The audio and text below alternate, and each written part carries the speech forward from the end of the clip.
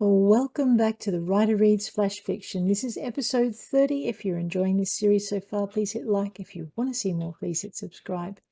Today we're going to stay in the urban fantasy world, but we're going to blend it with a little bit of science fiction. This story is called Tiny and the Lake.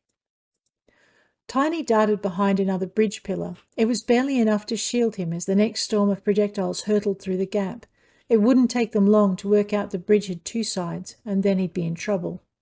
This wasn't one of those arches that led through to another world, and it didn't have a hidden door in the side. He was going to have to move out into the open, and soon. And that was a problem. There was open ground for 100 meters either way. The drones could cross it in seconds, but he took longer. They'd have him bagged and tagged before he could blink. He looked again. Yep, the ground was still open, and the streetlights were still on. Too many of those to deal with, too. Only one thing for it. Tiny took the step he'd spent the last 20 minutes trying to avoid.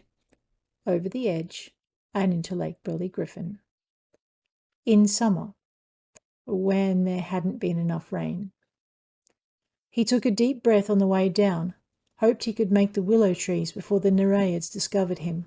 At least no one would follow. It took his employer 2 weeks to negotiate with the water nymphs and get Tiny free, with the USB he'd taken so much trouble to fill.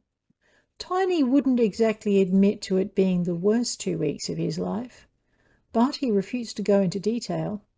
Never kiss and tell, he'd say, blushing bright enough to rival traffic lights. And there ends today's tale. Have a great day out there, guys.